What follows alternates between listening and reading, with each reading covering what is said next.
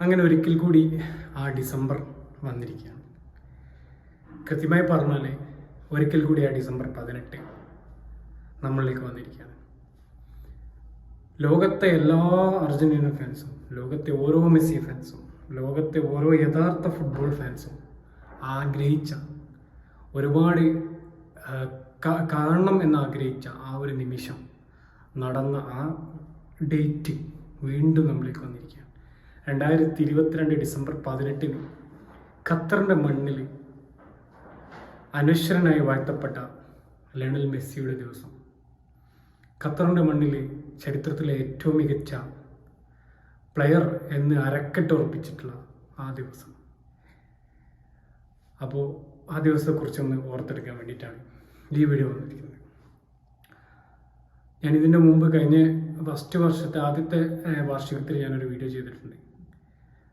അപ്പോൾ അതിൽ പറഞ്ഞ കാര്യങ്ങളും അതിൽ പറയാത്ത കാര്യങ്ങളും ചില വിമർശകർക്കുള്ള മറുപടിയും ഒക്കെ ഞാൻ പറയാൻ ശ്രമിക്കാം. ചിലപ്പോൾ ഞാൻ ഉദ്ദേശിച്ച പല കാര്യങ്ങളും പറയാൻ സാധിച്ചെന്ന് വരില്ല, പക്ഷേ എന്നാലും കൂടെ ഞാൻ പറയാൻ ഉദ്ദേശിച്ച ചില കാര്യങ്ങൾ, പ്രത്യേകിച്ച് ചില അന്ധമായ ആരാധന മൂലം വിമർശനം നടത്തുന്ന, ഒന്നിനെ അംഗീകരിക്കാൻ മനസ്സില്ലാത്ത, ഒരു പക്ഷേ അംഗീകരിക്കാൻ മനസ്സുണ്ടെങ്കിലും കൂടെ അത് താൻ ഇഷ്ടപ്പെടുന്ന താരമല്ലാത്തത് കൊണ്ട് മാത്രം അംഗീകരിച്ചു കൊടുക്കാൻ മടിയുള്ള ചിലർക്കുള്ളൊരു മറുപടി കൂടെ ഈ വീഡിയോയിൽ പറയാനും ഞാൻ ശ്രമിക്കാം.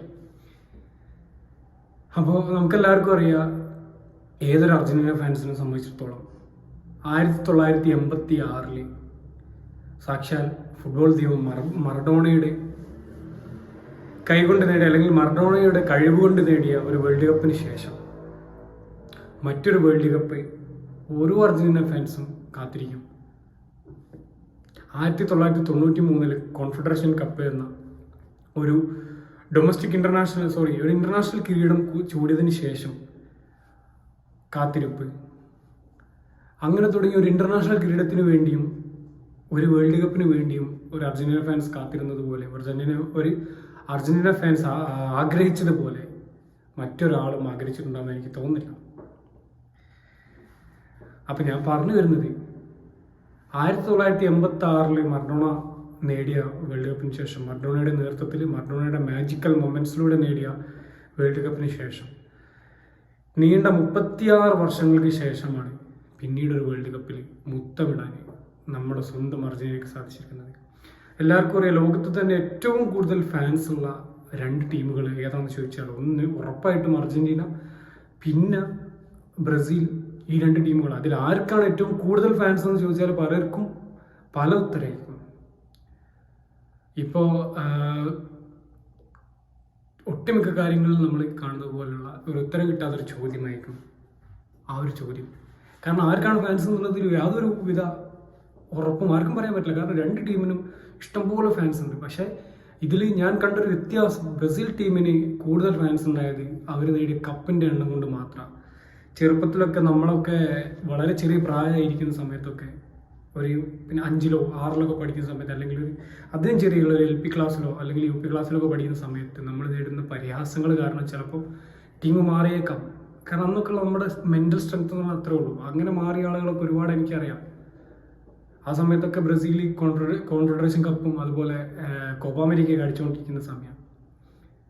അങ്ങനെ കപ്പ് നോക്കി ടീമിനെ സെലക്ട് ചെയ്ത ഫാൻസാണ് ബ്രസീൽ ഫാൻസ് കൂടുതലെന്നാണ് ഞാൻ മനസ്സിലാക്കിയ കാര്യം. പിന്നീടാണ് ഈ പോർച്ചുഗൽ ഫാൻസും, ക്രിസ്ത്യാനോവിൻ്റെ ഒരു യുഗം തുടങ്ങിയതിനു ശേഷമാണ് പോർച്ചുഗൽ ഫാൻസൊക്കെ കുറച്ചൊക്കെ അവർ ഹോൾഡ് ഉണ്ടാക്കി തുടങ്ങിയത്. പക്ഷേ എന്നാൽ പോലും പോർച്ചുഗൽ താരമായിട്ടുള്ള ക്രിസ്ത്യാനോ റൊണാൾഡോനെ ഇഷ്ടപ്പെടുന്ന ആളുകൾ പോലും, ക്രിസ്ത്യാനോനെ ഇഷ്ടപ്പെടുന്ന ഒരുപാട് ആളുകൾ ബ്രസീൽ ഫാൻസാണ്. അതൊരു നഗ്നമായ സത്യം, എല്ലാവർക്കും അറിയാം. അപ്പോൾ ലോകത്ത് തന്നെ ഏറ്റവും കൂടുതൽ ഫാൻസ് ഉള്ള 2 ടീമാണ് ബ്രസീൽ, അർജന്റീന. ലോകത്ത് തന്നെ ഏറ്റവും കൂടുതൽ ആളുകൾ കാണുന്ന കളി ബ്രസീൽ വേഴ്സസ് അർജന്റീന കളി, ഏത് കളി ഉണ്ടെങ്കിലും, അത് വേൾഡ് കപ്പിലായിക്കോട്ടെ, വേൾഡ് കപ്പ് ക്വാളിഫയറിലായിക്കോട്ടെ, ഇനി ഏതെങ്കിലും ഒരു ഫ്രണ്ട്ലി മാച്ച് ആണെങ്കിൽ പോലും ലോകത്ത് ഏറ്റവും കൂടുതൽ ആളുകൾ കാണുന്ന ഒരു ഇന്റർനാഷണൽ ഫുട്ബോൾ മത്സരം എന്ന് പറയുന്നത് ബ്രസീൽ വേഴ്സസ് അർജന്റീന മത്സരമാണ്. അതെല്ലാവർക്കും അറിയുന്ന കാര്യമാണ്.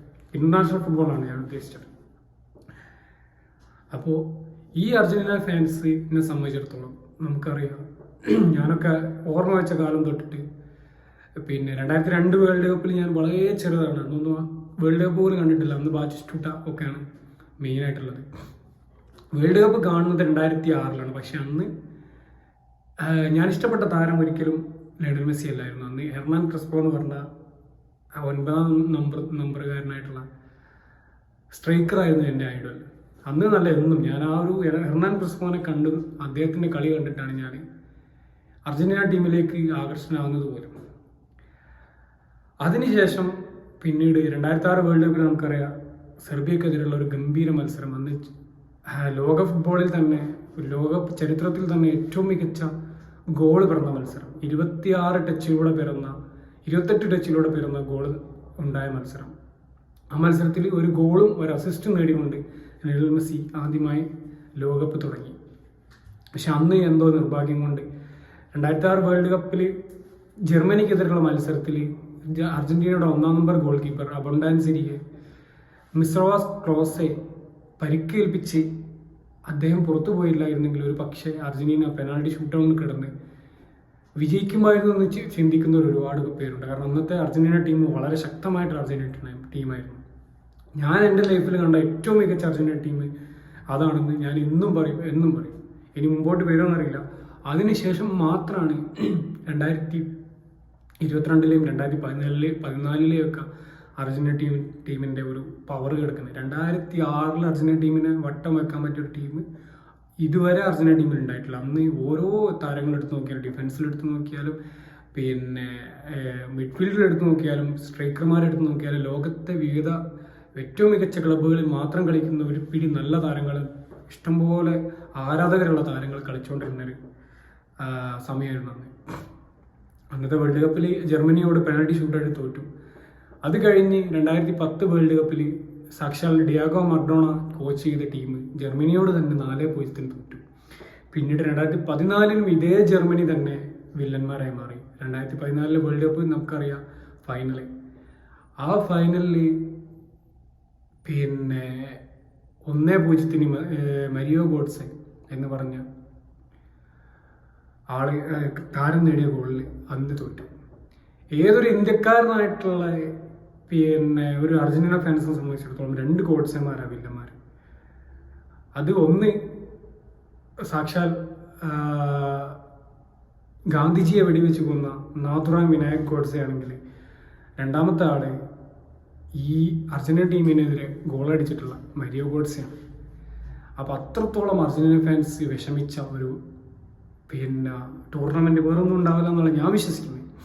കാരണം അത്രത്തോളം കപ്പിനും ചുണ്ടിനും ഇടയിൽ നഷ്ടപ്പെട്ട ഒരു കിരീടമായിരുന്നു അത്. അതും ആ വേൾഡ് കപ്പ് ഫൈനലൊക്കെ കണ്ട ആളുകൾക്കറിയാം വളരെ നല്ല അടിപൊളിയായിട്ട് ഡോമിനേറ്റ് ചെയ്തിട്ട് മത്സരത്തിൻ്റെ എല്ലാ മേഖലയിലും മത്സരത്തിൽ ഉടനീളം നല്ല രീതിയിൽ കളിച്ചതും നല്ല രീതിയിൽ ഡൊമിനേറ്റ് ചെയ്തതും നല്ല മുന്നേറ്റങ്ങൾ നടത്തിയതും നല്ല പ്രകടനം കാഴ്ചവെച്ചതൊക്കെ അർജന്റീനയായിരുന്നു. പക്ഷേ അത് മാത്രം കാര്യമില്ല. പണ്ട് സ്പെയിനിൻ്റെ കളികളൊക്കെ കാണുന്ന സമയത്ത് ചില ആളുകളൊക്കെ പറയുന്ന അവർ കഴിഞ്ഞ 2014 വേൾഡ് കപ്പിലും 2018 വേൾഡ് കപ്പിലൊക്കെ സ്പെയിൻ ടീമിനെ കണ്ട സമയത്ത് പലരും പറയുമായിരുന്നു കുറേ പൊസിഷനോ ആകർഷണീയമായ കളിയോ കാഴ്ചവെച്ചുകൊണ്ട് മാത്രം കാര്യമില്ല, കപ്പ് നേടണമെങ്കിൽ ഗോളടിക്കണം, കപ്പ് നേടണമെങ്കിൽ ഗോൾ വഴങ്ങരുത് എന്ന്. അതുപോലെ തന്നെയാണ് സംഭവിച്ചത്. അന്ന് നല്ല അടിപൊളി കളി കളിച്ചു. അന്നത്തെ മെസ്സി എന്ന് പറഞ്ഞാൽ പ്രൈമിൽ നിൽക്കുന്ന മെസ്സിയാണ്. 2014 മെസ്സി എന്ന് പറഞ്ഞാൽ 25-26 വയസ്സുള്ള ലയണൽ മെസ്സി അന്ന് ഏറ്റവും പ്രൈമിൽ നിൽക്കുന്ന മെസ്സിയാണ്. അദ്ദേഹത്തിനും അത് മുന്നോട്ട് കൊണ്ടുപോകാൻ സാധിച്ചോ എന്ന് ചോദിച്ചു കഴിഞ്ഞാൽ ആ വേൾഡ് കപ്പിലുടനീളം മെസ്സിയുടെ പെർഫോമൻസ് നമ്മൾ കണ്ടതാണ്. അതുകൊണ്ട് തന്നെ അന്ന് ഗോൾഡൻ ബോൾ ലഭിച്ചു. അപ്പോൾ ആ വേൾഡ് കപ്പിന് ശേഷം 2018 വേൾഡ് കപ്പ് ഏതൊരു അർജന്റീനക്കാരനും മറക്കാൻ ആഗ്രഹിക്കുന്ന ഒരു വേൾഡ് കപ്പ് ആയിരിക്കും ഞാൻ പ്രതീക്ഷിക്കുന്നത്. കാരണം അന്ന് യോഗ്യത പോലും നേടില്ല എന്നുള്ളടത്ത് നിന്ന് മെസ്സി എന്ന ഒറ്റയാൾ പ്രകടനം കൊണ്ട് മാത്രം വേൾഡ് കപ്പിനെത്തി. ഇക്വഡോർ മലനിരകളിൽ നിന്ന് ഹാട്രിക്ക് നേടിക്കൊണ്ട് അർജന്റീനയെ വേൾഡ് കപ്പിൽ എത്തിച്ചത് മെസ്സിയാണ്. പിന്നീട് നമുക്കറിയാം അതിനുണ്ടായ സാഹചര്യം 2016 കോപ്പ അമേരിക്ക 100 വാർഷികവുമായി ബന്ധപ്പെട്ട് നടത്തിയ കോപ്പ അമേരിക്കയിൽ അപ്രതീക്ഷിത തോൽവി വാങ്ങിയതിനു ശേഷം ഉണ്ടായ ഒരു വേൾഡ് കപ്പായിരുന്നു അത്. അന്ന് പെട്ടെന്ന് മെസ്സി വിരമിച്ചു. പിന്നീട് ടീം തന്നെ താറുമാറായി. കാരണം മെസ്സിയെ ചുറ്റിപ്പറ്റിയിട്ടുള്ളൊരു ടീമായിരുന്നു അന്ന് വരെ അർജന്റീന. നമുക്ക് എല്ലാവർക്കും അറിയാം 2014 വേൾഡ് കപ്പിൽ അല്ലെങ്കിൽ ആ സമയത്തുള്ള അർജന്റീന ടീമിനെ മാറ്റി നിർത്തിയാൽ അതിനുശേഷവും അതിനു മുമ്പുള്ള അർജന്റീന ടീമുകൾ മൊത്തം ഒരു ഏകദേശം കൃത്യമായി പറഞ്ഞാൽ 2010 മുതൽ 2010 വേൾഡ് കപ്പ് മുതൽ 2018 വേൾഡ് കപ്പ് വരെ മെസ്സിയെ ചുറ്റിപ്പറ്റി ഒരുക്കിയ ഒരു ടീം മാത്രമായിരുന്നു അർജന്റീന. അതായത് 11 പേര് കളിക്കുന്നുണ്ടെങ്കിൽ 10 പേരും മെസ്സി കളിച്ചോളും, മെസ്സിക്ക് ബോൾ കൊടുത്തേക്കാം എന്നുള്ള രീതിയിൽ ചിന്തിക്കുന്ന ഒരു കൂട്ടം ആളുകൾ മാത്രമായിരുന്നു അന്ന് വരെ അർജന്റീന. അതിൽ നിന്നൊക്കെ മാറ്റം വന്നത് പിന്നീടാണ്. അപ്പോൾ 2018 വേൾഡ് കപ്പിലും സ്ഥിതി മറ്റൊന്നുമല്ലായിരുന്നു. അന്ന് ഈ പറഞ്ഞതുപോലെ തന്നെ മെസ്സി എന്തെങ്കിലും ക്രിയേറ്റ് ചെയ്താലായി എന്ന രീതിയിൽ മാത്രം കളിച്ചിരുന്ന അർജന്റീന ടീമായിരുന്നു. അന്ന് ഈ പറഞ്ഞതുപോലെ തന്നെ ഫസ്റ്റ് റൗണ്ടിൽ ആദ്യ കളിയിൽ ക്രൊയേഷ്യനോട് 3-0, അടുത്ത കളിയിൽ എനിക്ക് തോന്നുന്നു ഐസ്ലാൻഡാണെന്ന് തോന്നുന്നു, അവരോട് സമനിലയായി. അതിനുശേഷമുള്ള കളിയിൽ നൈജീരിയനോട് 2-1 വിജയിച്ച് കയറി അടുത്ത റൗണ്ടിലേക്ക് ഒരു ഭാഗ്യത്തിൻ്റെ കൂടെ അകമ്പടിയിൽ കടന്നുകൂടിയതായിരുന്നു. പിന്നീട് ഫ്രാൻസിന് മുമ്പിൽ 4-3 തോറ്റു. പക്ഷേ ആ ഒരു ഒന്നാം റൗണ്ട് മത്സരം കഴിഞ്ഞതിന് ശേഷം അർജന്റീന ടീം അത്യാവശ്യം മെച്ചപ്പെട്ടിരുന്നു. കാരണം കോൺഫിഡൻസ് കുറച്ചുകൂടെ കൂടി. ആ ഒരു കോൺഫിഡൻസ് ഫ്രാൻസിനോടുള്ള കളിയിൽ കാണാൻ സാധിച്ചിരുന്നു. കാരണം ആ തവണത്തെ വേൾഡ് കപ്പ് ജേതാക്കളായിട്ടുള്ള ഫ്രാൻസിനോട് 4-3 അർജന്റീന തോറ്റത്. അതും വലിയ സൂപ്പർ താരങ്ങളോ ഒരു പേരെടുത്ത് പറയാൻ പറ്റിയ വലിയ താരങ്ങളോ ഒന്നും ഇല്ലാത്ത അർജന്റീന, പിന്നെ ലയണൽ മെസ്സി, ഡിമരിയ, പിന്നെ അഗ്യൂറോ എന്നതിനപ്പുറത്തേക്ക് വലിയൊരു താരങ്ങളൊന്നും പറയാനില്ലാത്ത ടീമാണ് അന്ന് ഫ്രാൻസിനോട് 4-3 തോറ്റത്. അങ്ങനെ ഈ പറഞ്ഞതുപോലെ തന്നെ കപ്പിന് വേണ്ടിയുള്ള കാത്തിരിപ്പിൻ്റെ നീളം കൂടി. ഒരു വേൾഡ് കപ്പിന് വേണ്ടി, ഒരു ഇന്റർനാഷണൽ കപ്പിന് വേണ്ടിയുള്ള കാത്തിരിപ്പ് ഒരുപാട് അങ്ങ് നീണ്ടുപോയി. അങ്ങനെയാണ് പിന്നീട് 2021 കോപ്പ അമേരിക്ക വരുന്നത്. അതിനിടെ 2019 കോപ്പ അമേരിക്ക വന്നു. ആ സമയത്താണ് ലയണൽ സ്കലോനി എന്ന് പറഞ്ഞ കോച്ച് ആദ്യമായിട്ട് അർജന്റീനയുടെ കോച്ചാകുന്നത്. ആ 2019 കോപ്പ അമേരിക്കയിൽ അത്യാവശ്യം മെച്ചപ്പെട്ട പ്രകടനം നടത്തിയത് കൊണ്ട് മാത്രം കോച്ചായ ലയണൽ സ്കലോനിയെ പിന്നെ കണ്ടിന്യൂ ചെയ്യാൻ അന്നത്തെ ഫെഡറേഷൻ തീരുമാനിച്ചു. പിന്നീട് 2021 കോപ്പ അമേരിക്കയിൽ അങ്ങനെ നമ്മുടെ അർജന്റീന ഫാൻസിൻ്റെ ഒരുപാട് വർഷങ്ങൾക്ക് വേണ്ടിയുള്ള 28 വർഷങ്ങളുടെ കാത്തിരിപ്പ് 27 വർഷങ്ങളുടെ കാത്തിരിപ്പ് 1993 മുതൽ 2021 വരെയുള്ള 27 വർഷങ്ങളുടെ കാത്തിരിപ്പ് അന്നാണ് അവസാനിച്ചത്. അന്ന് കോപ്പ അമേരിക്ക നേടിയതാണ് ഇന്ന് കാണുന്ന അർജന്റീനൻ്റെ എല്ലാ നേട്ടങ്ങളുടെയും ചാലക ശക്തി എന്ന് വിശ്വസിക്കുന്ന ആളാണ് ഞാൻ. അന്ന് ആ കോപ്പ അമേരിക്ക അർജന്റീന നേടിയില്ലായിരുന്നെങ്കിൽ ഒരു പക്ഷേ പിന്നീട് നേടിയ 3 കിരീടങ്ങളും ഈ അർജന്റീന നേടില്ലായിരുന്നു എന്നാണ് ഞാൻ വിശ്വസിക്കുന്നത്. എൻ്റെ മാത്രം വിശ്വാസമാണ്. ഒരുപക്ഷെ മാറ്റങ്ങൾ ഉണ്ടായേക്കാം, നമുക്ക് അത് സങ്കല്പിക്കാനേ പറ്റും, അങ്ങനെ സംഭവിച്ചേക്കാം. കാരണം ആ കോപ്പ അമേരിക്കയോട് കൂടിയിട്ട് അർജന്റീന ടീമിനുണ്ടായ ഒരു ആത്മവിശ്വാസവും പിന്നെ നമുക്ക് കഴിയും എന്നുള്ള ഒരു ആത്മവിശ്വാസവും ഈ മെസ്സി അല്ലാത്ത താരങ്ങളും കൂടെ ടീമിൽ ഇൻവോൾവ് ചെയ്ത് കളിക്കുന്ന രീതിയിലേക്കുള്ള ഒരു മാറ്റവും ആ വേൾഡ് കപ്പിലാണ് ഉണ്ടായത്, ആ കോപ്പ അമേരിക്കയിലാണ് ഉണ്ടായത്. പിന്നീട് അതിന് ശേഷം ഫൈനലിസ്റ്റിനെ നേടി തുടർച്ച. അത് കഴിഞ്ഞാണ് ഈ 2022 വേൾഡ് കപ്പ് വരുന്നത്. അപ്പോൾ നമുക്ക് 2022 വേൾഡ് കപ്പിലേക്ക് ഒന്ന് ഫോക്കസ് ചെയ്ത് സംസാരിക്കേണ്ടതുണ്ട്. കാരണം 2022 വേൾഡ് കപ്പിൽ ഈ പറഞ്ഞതുപോലെ തന്നെ ആദ്യ മത്സരം സൗദി അറേബ്യനോടായിരുന്നു. 36 മത്സരങ്ങൾ അൺബീറ്റൺ ആയിട്ട് വന്നിട്ടുള്ള അർജന്റീന ഒരു കളി കൂടെ വിജയിച്ചു കഴിഞ്ഞാൽ ആ റെക്കോർഡിൽ ലോക റെക്കോർഡുള്ള ഇറ്റലി ടീമിൻ്റെ ഒപ്പം എത്താൻ സാധിക്കുമായിരുന്ന സമയത്ത് സൗദി അറേബ്യനോട് തോറ്റു. ആ സമയത്ത് ലോകത്തുള്ള നാനാഭാഗത്തുള്ള അർജന്റീന ഫാൻസ് വിഷമിച്ചതിനപ്പുറത്തേക്ക് 4 ഭാഗത്തുനിന്നും കുത്തുവാക്കും 4 ഭാഗത്തുനിന്ന് വിമർശനങ്ങളും കളിയാക്കലുകളും അന്ന് ഒരുപാട് അനുഭവിച്ചു. അങ്ങനെ ആ വേൾഡ് കപ്പിൻ്റെ ആദ്യ മത്സരം തോറ്റു. രണ്ടാമത്തെ മത്സരം വരുന്നത് മെക്സിക്കോനോടുള്ള മത്സരം ആദ്യത്തെ പകുതിയൊക്കെ ശരിക്ക് ടെൻഷൻ അടിച്ച് അതിൻ്റെ അങ്ങേ തലക്കിലെത്തിക്കഴിഞ്ഞിരുന്നു. അങ്ങനെയാണ് ഈ രണ്ടാം പകുതിയുടെ ഒരു കുറച്ച് സമയത്തിന് ശേഷം ലയണൽ മെസ്സിയുടെ ഒരു ഗംഭീര ഗോൾ വരുന്നതും ആ ഗോളിലുണ്ടായ ഒരു ആത്മവിശ്വാസം, ആ ഗോളിലുണ്ടായിട്ടുള്ള ഒരു പിന്നെ സന്തോഷവും പറഞ്ഞറിയിക്കാൻ പറ്റാത്തതായിരുന്നു. ഞാനത് കളി കണ്ടിരുന്ന സമയത്ത് എൻ്റെ ചുറ്റും ആളുകളുണ്ട്. ആ ഗോൾ വന്ന സമയത്ത് ഞാൻ ഒരുപാട് തുള്ളിച്ചാടി ആഘോഷിച്ചു. കാരണം ആ ഗോളിന് വേണ്ടി ഒരുപാട് സമയം എല്ലാവരും പ്രതീക്ഷിച്ചതാണ്. ആ ഒരു ഗോള് വരും. ആ ഗോള് മെസ്സി കൂടി അടിച്ചപ്പം അതിനുണ്ടാക്കിയത് ഡബിൾ സന്തോഷമാണ്. അങ്ങനെ അത് കഴിഞ്ഞ് പിന്നീട് പോളണ്ടിലുള്ള മത്സരം വരുന്നു. അത് കംഫർട്ടബിൾ ആയിട്ട് കഴിഞ്ഞ വേൾഡ് കപ്പിൽ ഏറ്റവും നന്നായിട്ട് അർജന്റീന ഒരു ടീമായിട്ട് വർക്ക് ചെയ്ത 2 മത്സരങ്ങളിലാണ് പ്രധാനമായിട്ടും.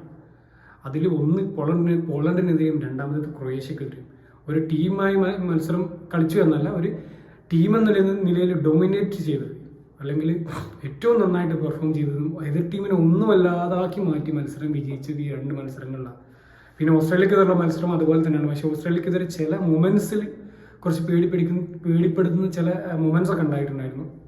പക്ഷേ എന്നെ സംബന്ധിച്ചിടത്തോളം, ഞാൻ മനസ്സിലാക്കിയിടത്തോളം ഈ 2 മത്സരങ്ങളിലാണ് ഏറ്റവും കംഫർട്ടബിൾ ആയിട്ട് അർജന്റീന വിജയിച്ച് കയറിയത്. കാരണം മെക്സിക്കോനോടുള്ള ഈ വിജയം അത്രത്തോളം കോൺഫിഡൻസിൻ്റെ ലെവൽ കൂട്ടി. മെസ്സി എന്ന പ്ലെയർക്കും മെസ്സി എന്ന ക്യാപ്റ്റനും ആ ഒരു വിജയത്തോട് കൂടിയിട്ട് കോൺഫിഡൻസ് കൂട്ടി.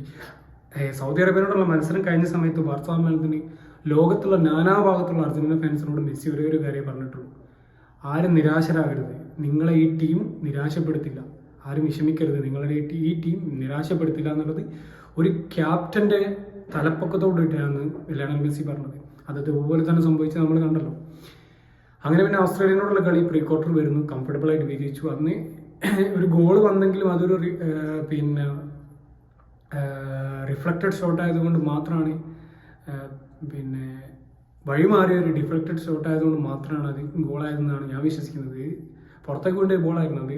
പിന്നെ എൻസോ ഫെർണാണ്ടസ് ഞാൻ തോന്നുന്നു കയ്യിൽ തട്ടിയിട്ടാണ് ഉള്ളിലേക്ക് പോകുന്നത്, അല്ലെങ്കിൽ അത് ഗോളാവാൻ ഒരു ചാൻസും ഇല്ലായിരുന്നു. പിന്നെ 1-2 മൊമെന്റ്സ്, സ്കാരി മൊമെന്റ്സ്, പേടിപ്പെടുത്തുന്ന ചില മൊമെന്റ്സ് ഉണ്ടായി എന്നതിനപ്പുറത്തേക്ക് വളരെ കംഫർട്ടബിളായിട്ട് വിജയിച്ചു. പിന്നീട് ക്വാർട്ടർ ഫൈനലിൽ ഈ പറഞ്ഞതുപോലെ തന്നെ വേൾഡ് കപ്പിൽ അർജന്റീന ഏറ്റവും പ്രയാസപ്പെട്ട് വിജയിച്ച മത്സരം ഈ നെതർലാൻഡിനോടായിരുന്നു. ഈ അടിയും തിരിച്ചടിയും പ്രശ്നങ്ങളും തല്ലും പിടിയുമായിട്ടുള്ള മത്സരത്തിൽ പിന്നെ പെനാൾട്ടി ഷൂട്ടൗട്ടിൽ അന്ന് അർജന്റീന വിജയിച്ച് കയറി. പിന്നെ സെമി ഫൈനലിൽ വളരെ സ്മൂത്തായിട്ട് വിജയിച്ച് കയറി. ഫൈനലിൽ പറഞ്ഞതുപോലെ ഫ്രാൻസിനോട് നമുക്കറിയാം, ലോകം കണ്ട ഫുട്ബോൾ ചരിത്രത്തിൽ കണ്ട ലോക ഫുട്ബോൾ ചരിത്രം കണ്ട ഏറ്റവും മികച്ച ഫൈനൽ എന്ന് ലോകം മൊത്തം വാഴ്ത്തിപ്പാടിയ ഫൈനലിൽ അർജന്റീന പെനാൾട്ടി ഷൂട്ടൗട്ടിലാണ് വിജയിച്ച് കയറിയത്.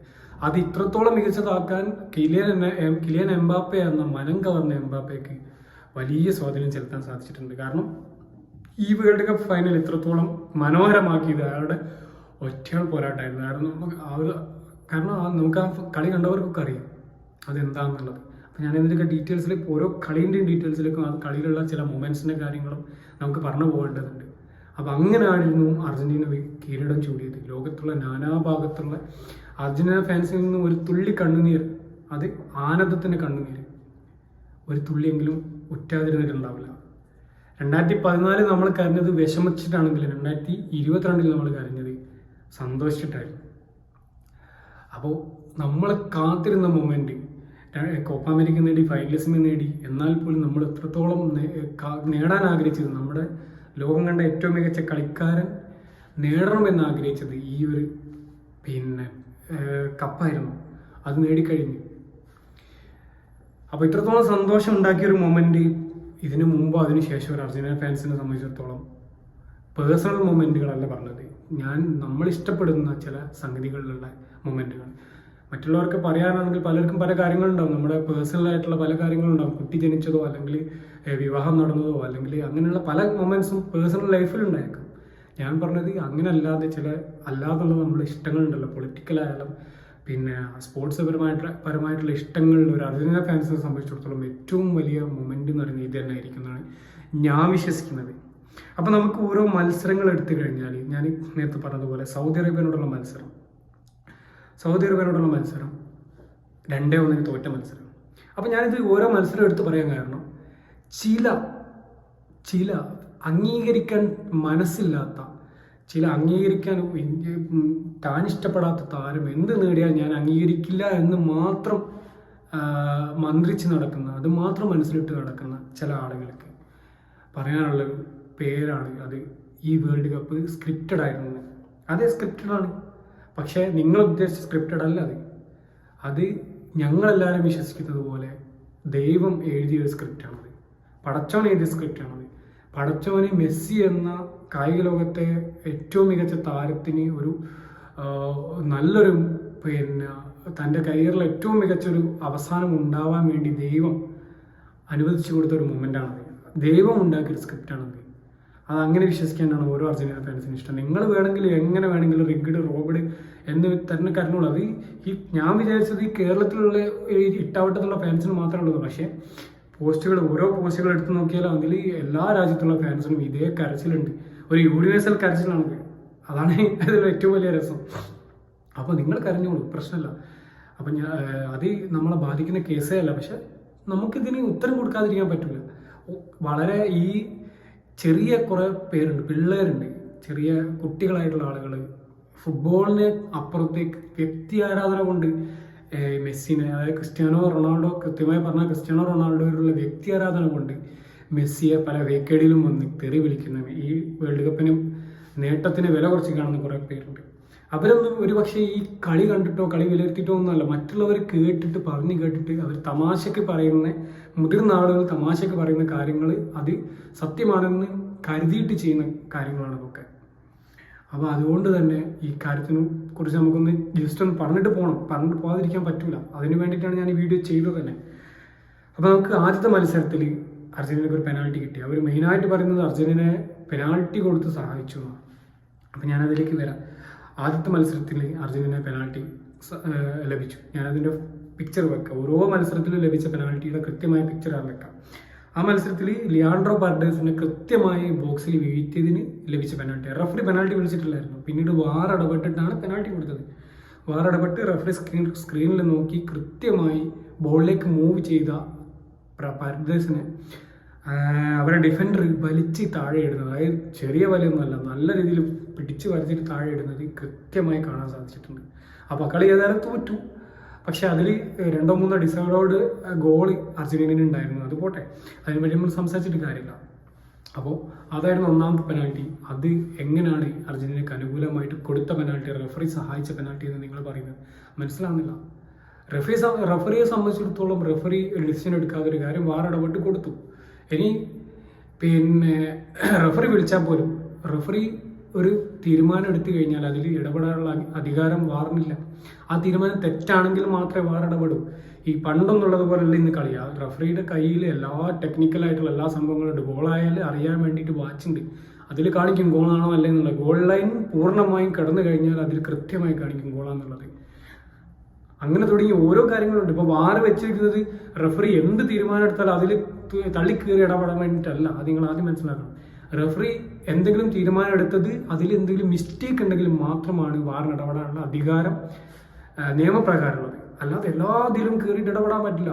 എന്തെങ്കിലും ഒരു ഫൗൾ കൊടുത്തതിലോ അല്ലെങ്കിൽ എന്തെങ്കിലും ഒരു പെനാൾട്ടി ഡിസിഷനിലോ ഓഫ് സൈഡ് ഡിസിഷനിലോ എന്തെങ്കിലും ഒരു അപാകത ഉണ്ട് എന്ന് വാറിന് തോന്നിക്കഴിഞ്ഞു. കാരണം അവർ 4 പേര് ഇരുന്നിട്ട് കണ്ടിന്യൂസ് ആയിട്ട് ഈ വീഡിയോ ഇങ്ങനെ കണ്ടുകൊണ്ടേയിരിക്കും. അപ്പോൾ അവരിൽ ഒരാൾക്ക് സംശയം തോന്നിയാൽ അവർ ഇത് റഫറിനെ മൈക്കിൽ ജസ്റ്റ് പറയും. ആ സമയത്താണ് കളി നിർത്തിവെക്കുന്നത്. അല്ലാതെ എല്ലാ കാര്യത്തിലും കയറി ഇടപെടാനുള്ള നിയമപരമായിട്ടുള്ള അംഗീകാരം വാറിന് നൽകിയിട്ടില്ല. അതാദ്യം മനസ്സിലാക്കണം. പിന്നെ നിങ്ങൾ പറയുന്ന പെനാൾട്ടി സഹായം ശരിക്കും യഥാർത്ഥത്തിൽ അർജന്റീനയ്ക്ക് കിട്ടേണ്ടത് 2ാമത്തെ മത്സരത്തിലാണ്. മെക്സിക്കോയുടെ മത്സരത്തിൽ ലഭിച്ചോ? ആ മത്സരത്തിൽ ഹാഫ് ടൈം വരെ പിന്നെ അർജന്റീനയ്ക്ക് ഒന്നും ക്രിയേറ്റ് ചെയ്യാൻ സാധിച്ചിട്ടില്ല. ആ ഒരു മത്സരത്തിൽ പോലും ഒരു വിധത്തിലും അങ്ങനെ സഹായിക്കേണ്ട ആൾക്കാർ ആ മത്സരത്തിലല്ല സഹായിക്കേണ്ടത്. ഞാൻ ഇതൊക്കെ തമാശയായിട്ടാണ് എടുക്കുന്നത്. എന്നാൽ പോലും പറയാതെ പോകാൻ വയ്യാത്തത് കൊണ്ട് മാത്രം പറയാം. അപ്പം ആ മത്സരത്തിൽ സഹായിച്ചിട്ടില്ല. ആ മത്സരത്തിൽ മെസ്സിൻ്റെ മാസ്മരിക ഗോളിലാണ് അന്ന് വിജയിച്ച് കയറിയത്. മെസ്സിൻ്റെ ഒരു ഗോളും ഒരു അസിസ്റ്റും.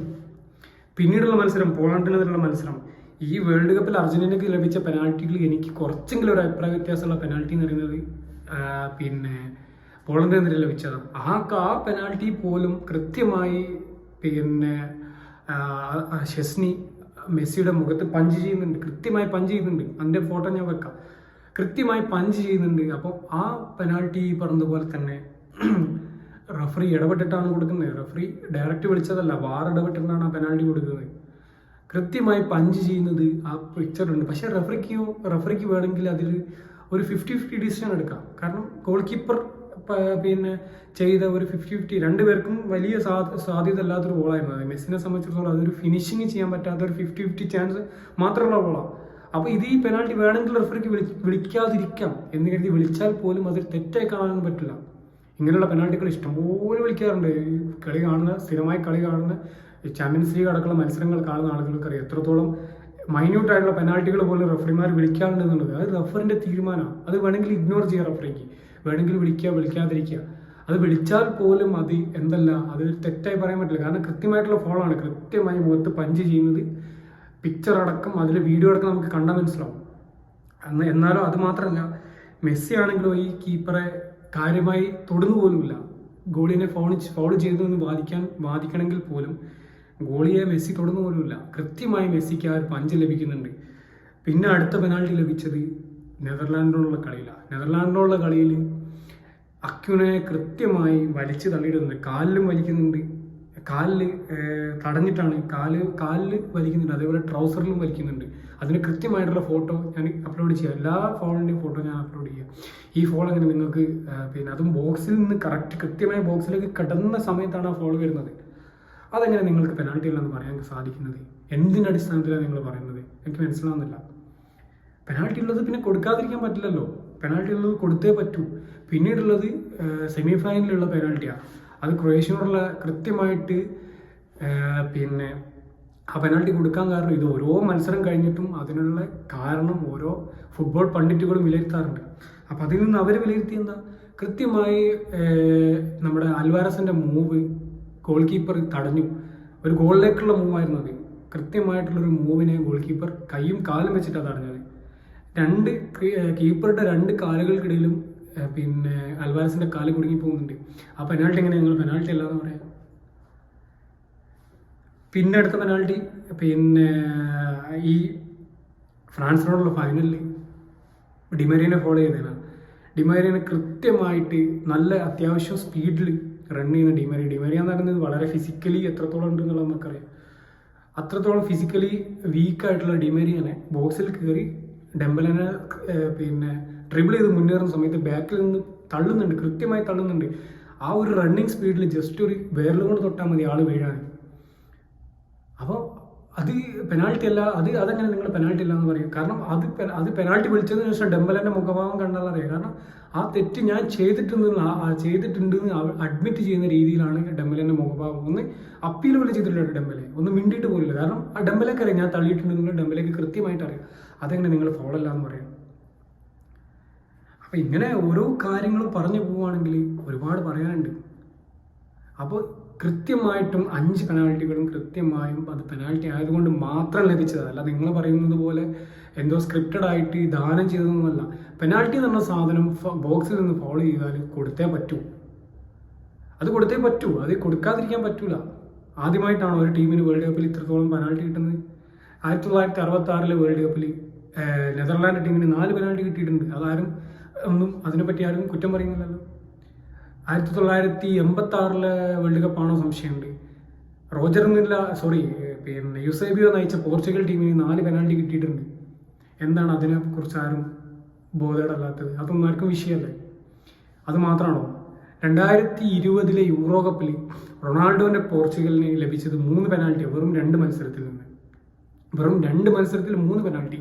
അതിൽ 2 പെനാൾട്ടി എന്ന് പറയുന്നത് ഫ്രാൻസിനെതിരെ നിർണായകമായ മത്സരത്തിൽ. ആ മത്സരത്തിൽ പിന്നെ പോർച്ചുഗൽ തോറ്റ ആദ്യ റൗണ്ടിൽ നിന്ന് പുറത്താണ്. കാരണം ഫസ്റ്റ് മത്സരം തോറ്റു ജർമ്മനിയോട്, 2ാമത്തെ മത്സരം പിന്നെ ജയിച്ചു പിന്നെ റൊമാനിയനോടാണെന്ന് തോന്നുന്നു. 3ാമത്തെ മത്സരത്തിൽ ഫ്രാൻസിനോട് തോറ്റു കഴിഞ്ഞാൽ ഈ ടീം പുറത്താണ്. ആ മത്സരത്തിൽ ഒരു ഗോളിന് പിന്നിൽ നിൽക്കുന്ന സമയത്താണ് ഈ 2ാമത്തെ പെനാൾട്ടി ലഭിക്കുന്നത്. കൃത്യമായും കളി എൻഡാവാൻ കുറച്ച് സമയം 10 മിനിറ്റോ 12 മിനിറ്റോ ബാക്കിയുള്ള സമയത്താണ് ആ പെനാൾട്ടി ലഭിക്കുന്നത്. അപ്പോൾ ഇതിനൊന്നും ഞങ്ങൾക്ക് കരഞ്ഞൂടെ? അങ്ങനെയാണെങ്കിൽ അന്ന് ആ ലഭിച്ച പെനാൾട്ടിയൊക്കെ റൊണാൾഡോക്ക് UEFA സ്ക്രിപ്റ്റഡ് ആയിട്ട് തളികയിൽ വെച്ചു കൊടുത്താൽ. കാരണം ഞങ്ങൾ നിങ്ങളെപ്പോലെ ഒരു സ്പോർട്സ്മാൻ സ്പിരിറ്റ് ഇല്ലാതെ ഫാൻസ് അല്ലാത്തത് കൊണ്ട് അതിനെപ്പറ്റി പറഞ്ഞു നടക്കുന്നില്ല എന്നുള്ളൂ. പക്ഷേ പ്രതിരോധിക്കേണ്ട സമയത്ത് പ്രതിരോധിക്കാതിരിക്കാൻ പറ്റൂല. അപ്പോൾ ഇത്രത്തോളം ആ പെനാൾട്ടിനെ കുറിച്ചൊന്നും ബോധേഡല്ലാത്ത ആളുകൾ ഇവിടെ വന്ന് പെനാൾട്ടി നമുക്ക് അറിയേണ്ട ആവശ്യമില്ല. പെനാൾട്ടി ബോക്സിൽ നിന്ന് ഫൗൾ ചെയ്ത് കഴിഞ്ഞാൽ പെനാൾട്ടി കൊടുക്കും. അത് പെനാൾട്ടി കൊടുത്തേ പറ്റൂ. കൊടുക്കാതിരിക്കാനൊന്നും ഒരു റൂളും ഫുട്ബോളിലില്ല. റെഫറി ഒരു തീരുമാനം എടുത്തു കഴിഞ്ഞാൽ അതിൽ ഇടപെടാനുള്ള അധികാരം വാറിനില്ല എന്ന് ഞാൻ പറയാതെ തന്നെ നിങ്ങൾക്കറിയാം. പലരും പറയുന്നത് വാർ ഇടപെട്ടില്ല എന്നുള്ളതാണ്. അത് ഇടപെടാനുള്ള ചോയ്സ്, നിയമപരമായിട്ടുള്ള അംഗീകാരം വാറിന് കൊടുക്കുന്നില്ല. അപ്പം നിങ്ങൾ മനസ്സിലാക്കേണ്ടത് ഏഞ്ചൽ ഡിമരിയ ആ വേൾഡ് കപ്പിൻ്റെ ഫൈനലിൽ ഗോളടിച്ചതിന് ശേഷം കണ്ണ് നിറഞ്ഞിട്ടാണ് ആഘോഷിച്ചത്. അപ്പോൾ എത്രത്തോളം ഈ ടീം ഈ കപ്പിന് വേണ്ടി ആഗ്രഹിച്ചിരുന്നു എന്നുള്ളത് നമുക്കറിയാം. മെസ്സി എന്ന ക്യാപ്റ്റൻ ആ കപ്പ് കയ്യിലേക്ക് കിട്ടുമെന്ന് അറിഞ്ഞിട്ട് പോലും തനിക്ക് ലഭിക്കുന്ന ബെസ്റ്റ് പ്ലെയർക്കുള്ള പുരസ്കാരം വാങ്ങിച്ചു പോകുന്ന സമയത്ത് ആ കപ്പിൽ മുത്തമിട്ടിട്ടാണ് പോകുന്നത്. കാരണം ആ സാധനം എനിക്ക് ലഭിക്കാനുള്ളത്, പക്ഷേ എക്സൈറ്റ്മെൻറ്റോട് മുത്തമിട്ടിട്ടാണ് പോകുന്നത്. അത്രത്തോളം ഓരോ ടീം ഈ കപ്പിന് വേണ്ടി എത്രത്തോളം ആഗ്രഹിച്ചെന്ന് നിങ്ങൾ മനസ്സിലാക്കണം ആദ്യം. ഈ ഡിമരീൻ്റെ കണ്ണീര് കണ്ടിട്ട്, ഈ മെസ്സിൻ്റെ ഈ ഒരു ആവേശം കണ്ടിട്ട്, ആ ഒരു വേൾഡ് കപ്പിൽ അർജന്റീന കാഴ്ചവെച്ച പോരാട്ടം കണ്ടിട്ട് നിങ്ങൾക്ക് എങ്ങനെ പറയാൻ തോന്നുന്നു ഈ വേൾഡ് കപ്പ് സ്ക്രിപ്റ്റഡ് ആണെന്നുള്ളത്? ഒരു ഫുട്ബോൾ ഫാൻ എന്ന നിങ്ങൾ എങ്ങനെ ഇത് പറയുന്നത്? പക്ഷേ എനിക്ക് ഇത്രേ പറയാനുള്ളൂ. നിങ്ങൾ പറഞ്ഞോളൂ, ഞാൻ ഇതിനെപ്പറ്റി ഡീറ്റെയിൽ ആയിട്ട് വേറെ വീഡിയോ കൂടെ ചെയ്യാം. നിങ്ങൾ പറഞ്ഞുകൊണ്ടിരുന്നോളൂ. ഞങ്ങളിത് ആഘോഷിക്കാനുള്ളത് അടുത്ത വേൾഡ് കപ്പ് വരെ ഞങ്ങൾ ആഘോഷിക്കും, ഇനിയും ആഘോഷിക്കും. അടുത്ത വർഷം 3-ാം വർഷം 4-ാം വാർഷികവും ഒക്കെ ഞങ്ങൾ ആഘോഷിച്ചുകൊണ്ടേയിരിക്കും. കാരണം ഞങ്ങൾക്കിത്, നിങ്ങൾ വേണമെങ്കിൽ പിന്നെ പണ്ട് പറഞ്ഞതുപോലെ ആ ഒരു എന്തോ ചെയ്യാത്തതും ചെയ്തപ്പോൾ ആറാട്ട് എന്നുള്ള ഇതുണ്ടല്ലോ, അത് വേണേൽ പറഞ്ഞോളൂ, കുഴപ്പമില്ല. അത് തന്നെയാണെന്ന് വിചാരിച്ചോളൂ. ഞങ്ങളെ സംബന്ധിച്ചിടത്തോളം ഞങ്ങൾ കാത്തിരുന്ന മുഹൂർത്തമാണ്. അത് നിങ്ങൾ എങ്ങനെ ട്രോൾ ചെയ്താലും ഞങ്ങളെ രോമത്തിൽ പോലും യേശൂല. പക്ഷേ വളരെ കുറച്ച് തെറ്റിദ്ധരിക്കപ്പെടുന്ന ചില ആളുകൾക്ക് വേണ്ടിയിട്ടാണ് ഞാൻ ഇത്രയും വിശദീകരിച്ച് പറഞ്ഞത്. മറ്റുള്ള പല കാര്യങ്ങളും പറയാനുണ്ട്, അത് നമുക്ക് പിന്നീട് ഒരു വീഡിയോയിൽ പറയാൻ ശ്രമിക്കാം. അപ്പോൾ നിങ്ങളിത് തുറന്നുകൊണ്ടേയിരിക്കും, വിമർശിക്കുന്നത് ഇങ്ങനെ തുറന്നുകൊണ്ടേയിരുന്നുള്ളൂ. ഒരു പ്രശ്നവുമില്ല, നമ്മളത് ബാധിക്കുന്ന പ്രശ്നമേ അല്ല. ഞങ്ങൾ ആഘോഷിച്ചുകൊണ്ടേയിരിക്കും. ഈ വേൾഡ് കപ്പിൻ്റെ വിജയം ഞങ്ങൾ മതി വരുവോളം, ഞങ്ങൾക്ക് എത്ര കാലം അത് പറയാൻ പറ്റും അത്ര കാലത്തുള്ളത് പറയും, അത്ര കാലം ഞങ്ങൾ അത് ആഘോഷിക്കും. നിങ്ങൾ ഇനി എത്ര കളിയാക്കിയാലും എത്ര റെഗഡ് റോബഡ് എന്ന് പറഞ്ഞ് കരഞ്ഞാലും ഞങ്ങൾക്ക് ദേഷ്യം പോകുന്നില്ല എന്നുള്ളത് പറഞ്ഞ് ഈ വേൾഡ് കപ്പ് വിജയം ഒരിക്കൽ കൂടി എത്രത്തോളം ഞാൻ എൻ്റെ ലൈഫിൽ എത്രത്തോളം ആഗ്രഹിച്ചതും എത്രത്തോളം സന്തോഷിച്ചതുമായ നിമിഷം എനിക്ക് മാത്രമേ അറിയൂ. അപ്പോൾ അത്രത്തോളം ഞാൻ ആഗ്രഹിച്ച് ഈ വിജയം വീണ്ടും വീണ്ടും ഞാൻ ആഘോഷിച്ചുകൊണ്ടേയിരിക്കുക. ഓരോ ദിവസം അതിൻ്റെ വീഡിയോസ് ഫൈനലിൻ്റെ വീഡിയോസും ചില മത്സരങ്ങളുടെ വീഡിയോസും എടുത്തെടുത്ത് എത്ര തവണ കണ്ടിട്ടുണ്ടോ അറിയോ. അപ്പം ഞാനതിനെ ആസ്വദിക്കും. ഞാൻ ആസ്വദിക്കുന്ന പോലെ ഓരോ അർജന്റീന ഫാൻസ് ഇത് ആസ്വദിച്ചുകൊണ്ടിരിക്കുക. അതുകൊണ്ട് നിങ്ങളുടെ വിമർശനങ്ങളും ഞങ്ങളെ ഏശാനയെ പോകുന്നില്ല. ഞങ്ങൾ ഇനിയും ആഘോഷിക്കും, ഇനിയും ഓരോ വർഷങ്ങളിലും ആഘോഷിക്കും. ഫുട്ബോൾ ഉള്ളത് കാലത്തോളം ഞങ്ങൾ ആഘോഷിക്കും. ഞങ്ങളെ ജീവനുള്ള കാലത്തോളം ഞങ്ങൾ ആഘോഷിക്കും. അതിനാരും തടയാൻ ശ്രമിക്കേണ്ട. അപ്പോൾ ഇത് പറയാൻ വേണ്ടിയിട്ട് വന്നതാണ്. അപ്പോൾ ഈ ഡിസംബർ 18 ഏതൊരു അർജന്റീന ഫാൻസിനും, ഏതൊരു യഥാർത്ഥ ഫുട്ബോൾ ഫാൻസിനും ഒരു സ്പെഷ്യൽ ദിവസമാണ്. അപ്പോൾ വർഷങ്ങളായിട്ടുള്ള കാത്തിരിപ്പിന് അറുതി വന്ന, അർജന്റീന ഫാൻസിൻ്റെ കാത്തിരിപ്പിന് അറുതി വന്ന ഈ ദിവസം ആഘോഷിക്കാതെ പോകാൻ പറ്റില്ലല്ലോ. 36 വർഷത്തെ കാത്തിരിപ്പ് ഞങ്ങൾ ആഘോഷിച്ചുകൊണ്ടേയിരിക്കും.